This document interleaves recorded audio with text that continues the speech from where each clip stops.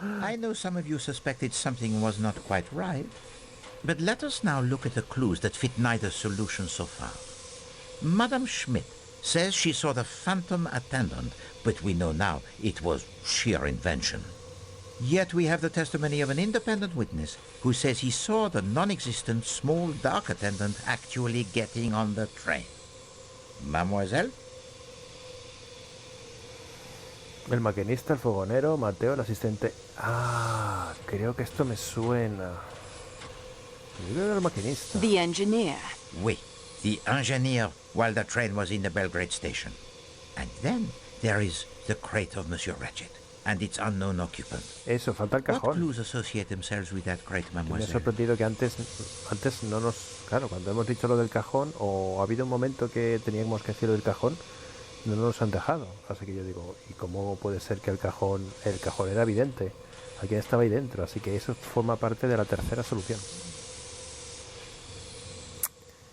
El segundo uniforme de asistente, la pila de libros.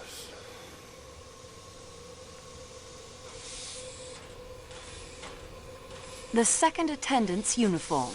Oui, the uniform I think worn by the person the engineer saw. The pile of books mademoiselle believes were useful in the planning of the crime, yet no one has mentioned them. And the fact that the person with access to that key would be in the best position to tell us something of the occupant of that crate. And lastly, there is the little matter Eso es. of ¿Quién the fue? kidnapping of Mademoiselle ¿Quién fue? Marceau. ¿Quién fue? El secuestro. Eso es. Falta una. The what? ¿Qué? Monsieur Foscarelli. I would not harm the signorina. It is why we are all here, to punish the kidnapper. She's right, Poirot.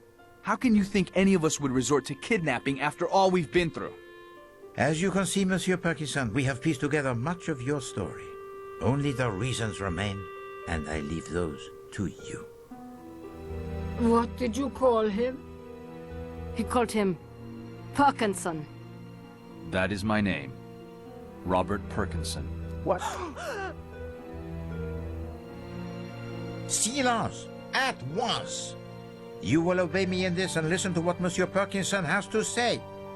You owe to Poirot that, I think. Please understand. I know how you must hate me.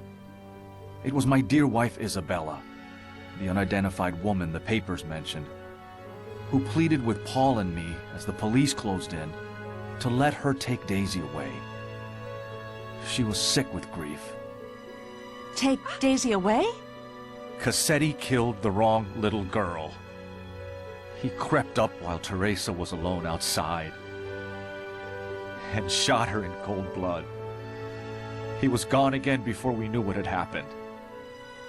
We'd refused his orders to kill Daisy, you see? So he took matters into his own hands Flipa, colega. and killed my little girl by Pues que mistake. Daisy está viva. If any group of people could know exactly how my wife felt, you are here before me. And we were afraid. Some accident when the police came. It was unthinkable the little girl should come to harm after we had just buried our own daughter. Some time after I escaped, after Paul had died in the electric chair, and Isabella had identified some John Doe found floating in the harbor as me, I joined Isabella and Daisy in France, where they now lived as mother and daughter. I knew we should return the child, but my wife would have died the day she was gone. The child now answered to the name of our little girl, Teresa, and called my wife Mama. You understood the meaning of the photograph, Mr. Poirot? Your family. You, your wife, and your little girl. And once I realized that, I knew that you could not be Pierre Michel. I then began to consider who you must be. Only one figure could not be accounted for with certainty. Robert Parkinson. Last year, only days after my Isabella succumbed to a cancer that I think grew inside of her since the day of the kidnapping, I sought out Michel. He informed me of the plan to punish Cassetti, A plan that he, despite the death of his niece, never thought he could see through. He showed me the letters Mrs. Hubbard had written to him. He was in a terrible state. He had seen Cassetti. Yes, twice. On this very train.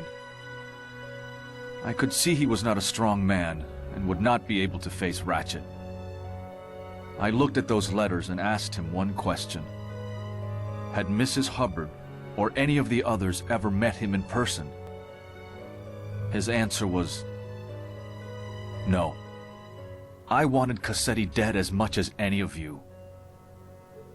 He killed my child, and just as surely my wife. So here I am. But, my granddaughter? She has been staying with my wife's sister in Belgrade for the past few days. She came aboard the train there last night, dressed in an attendant's uniform. She changed into her regular clothes and has been camping out, as she calls it. The nuns at her school have kept up her studies, in English as well as French. She is a good student indeed, to have brought all her school books with her on the campout. I told her to study. She has been staying in the baggage car in Ratchet's crate. Last night I took some food from Klaus's kitchen when he had gone off for a moment. Estaba ahí era la chica. And the statue worth $4,000? I dumped it on a trash heap near Sir Keki's station, I'm afraid. This cargo is far more precious. La hija. At last, the riddle it is solved, n'est-ce pas, mademoiselle? And with a most satisfactory solution indeed. La chiquilla. Flipa, colega. Qué bueno.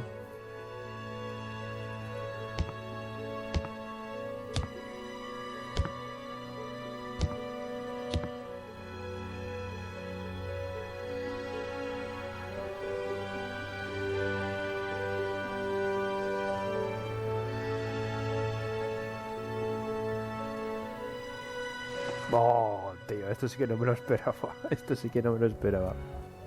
Muy bueno, muy bueno. Muy bueno. Esta se va a callar. Esta se calla, no va a decir nada. Mademoiselle Marceau, while they enjoy this brief moment before you render your final decision, let us, you and I, see whether you are up to the challenge the Poirot presented to you when our investigation began. Let us check the progress report you have been keeping in your scrapbook. No te enrolles, tío. He perdido y punto, seguramente. Mademoiselle Marceau, Poirot must compliment you on a job well done. You are courageous. You face the dangers without flinching. You solve many puzzles that confront you, overcome many obstacles with enthusiasm and good humor. An above-average performance in every respect. Hopefully, with the knowledge you now have of my methods, you might do even better should you ever find yourself faced with another mystery to solve. Ya está. Ya está, ya está. Buah, este final ha sido buenísimo. Buenísimo. Digno de Agatha Christie. Digno de Hércules Poirot.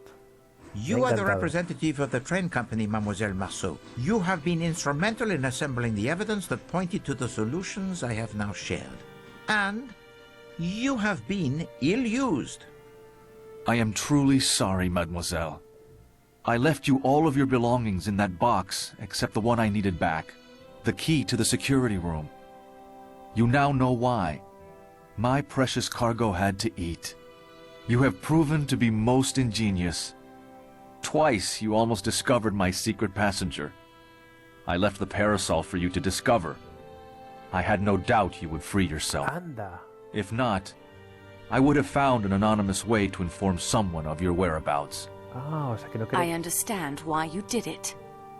As Monsieur Parkinson so rightly observes, you have proven your grey cells to be almost equal to those of Hercule Poirot. So, what do you say, Mademoiselle Marceau? Which solution shall we present to the Yugoslavian police in Broad? La primera. La primera. Silence, s'il vous plaît. It is now time to hear what Mademoiselle Marceau has decided. Estas son mis conclusiones con respecto a la primera solución.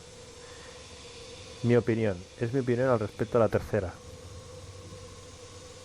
Bueno, no sé si es que tenemos que otra vez volver a exponer cada una de las soluciones. Intuyo que no, hay que elegir una y ya está, supongo.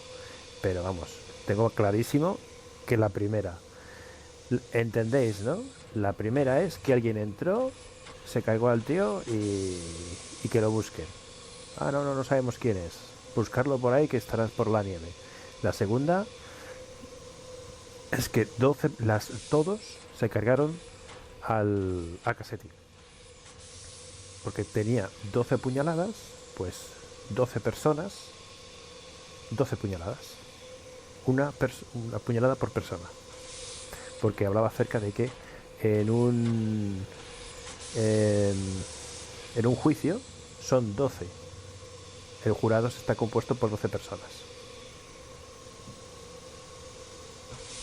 Y la tercera es esta, que hemos visto, en la cual hay ya, esto es una vuelta de tuerca, en la que Pierre Michel es Parkinson, y entonces nos da la opción de decir, no, es que este fue uno de los que también raptó a Daisy. Entonces él también merece castigo. Bueno, yo me quedo con la primera, ¿eh? Vosotros ya lo que veáis. Here are my thoughts on the first solution. It is not the truth, but fits the facts, at least one set of facts, and it will be the simplest by far to explain. Claro. Ah, vale, tengo que... My opinion of the second solution is this. It is at least most of the truth, as much as 12 people in this car knew. They are self-confessed murderers, and yet, no, that word is wrong. Justice was done here. Of a kind, perhaps not the justice I would have preferred. In that, I agree with Colonel Arbuthnot. But still, can there be anyone, knowing Ratchet and knowing these people as well as I now do after only a few hours, who can't see the rightness of their cause? These are my feelings about the third solution. It is the whole truth. More heartache than even these 12 people knew. And it must stop somewhere, mustn't it? There are lives to build and rebuild here. I think of Greta's words on her postcard, and of the family that had one last day in the sun at Coney Island before the storm engulfed them. I think they all, including Monsieur Perkinson, deserve a chance in the sun again. Therefore, it is my belief, Monsieur Poirot, the first theory you put forward was the correct one. An unknown enemy of Monsieur Ratchet, whom the murdered man feared, sneaked aboard the train disguised as an attendant and is responsible for the murder. Unfortunately, he is still at large, or lies frozen in a snowbank somewhere awaiting the spring thaw. I suggest that is the solution we offer to the Yugoslavian police when we arrive in Broad. Dr. Constantine? Even if I did not owe you and Mademoiselle Marceau so much, I have learned to leave such matters to those best qualified to decide. I, of course, accept Mademoiselle Marceau's decision. Why? Exactly. Yeah, that's my view. What did I tell you? Yes, thank you. Monsieur Poirot, your ankle. It feels much better. And Poirot? He has been cooped up in his room far too long. He has the need of some fresh air.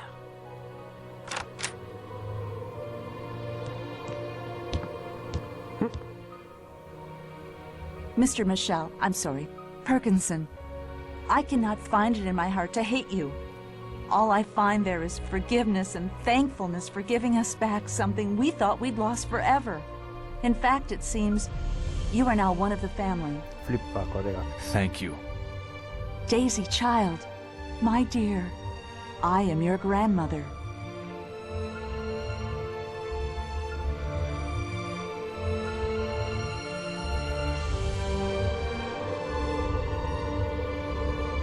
Ha hecho de padre, pero flipa, colega, macho. Luego con el tiempo le tendrán que explicar toda la historia y esto va a ser... Y felices. Me gusta mucho, me gusta como dice.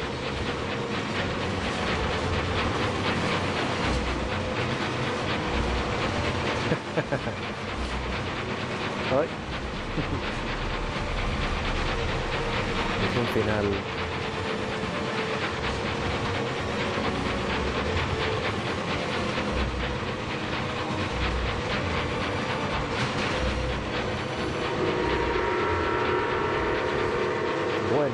Sí, señor. Muy bueno. Muy bueno.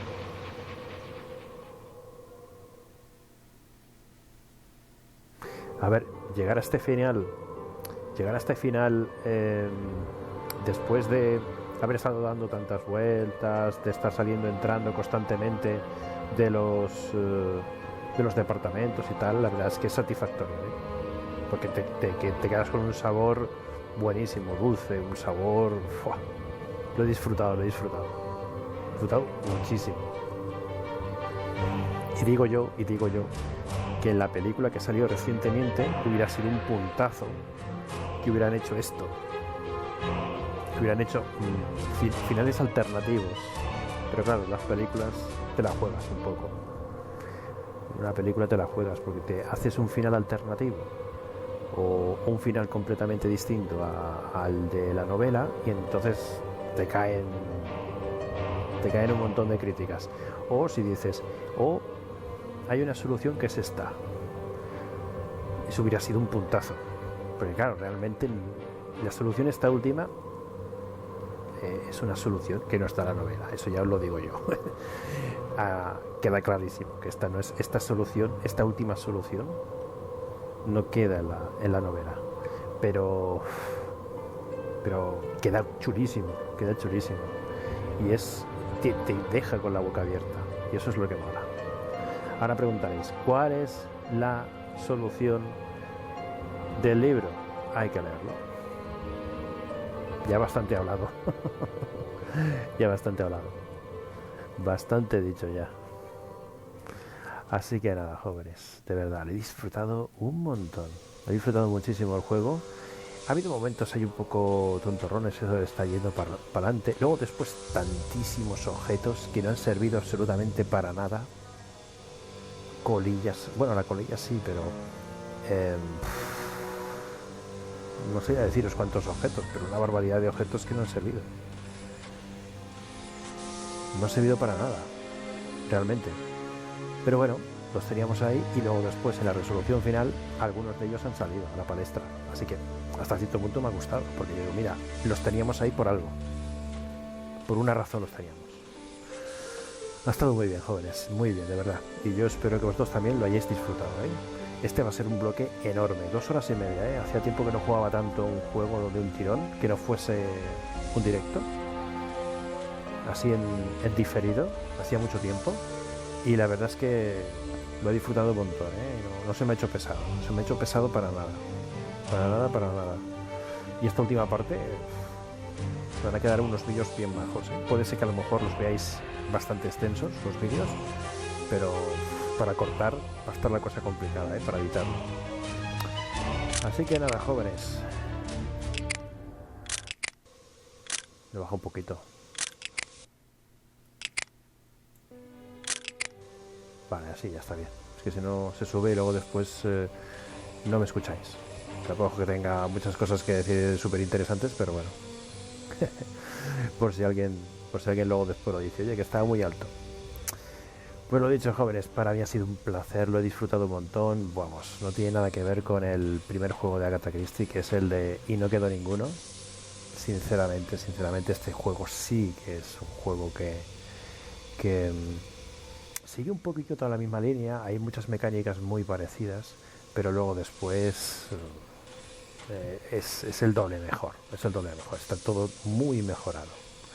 Hay ciertas cosas que podemos estar de acuerdo, ¿no?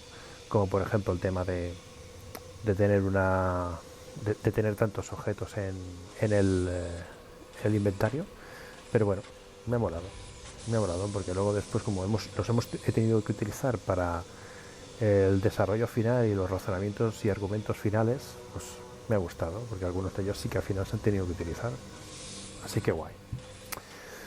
Muy bien, ahora sí, jóvenes, terminamos, ya es tardecito y ya es hora de descansar. Espero de verdad que os haya gustado. Comentarme lo que deseéis, comentarme si os esperabais este final, aquellos que no hayáis jugado este juego, de verdad, espero que sea así. Y para todo lo demás, os emplazo al canal Juegos Perdidos. Dale like y suscribiros, por favor, para más juegos y más series. Y recordad que también tengo directo los jueves, viernes y domingo. Ha sido un placer, ser felices. Hasta más ver.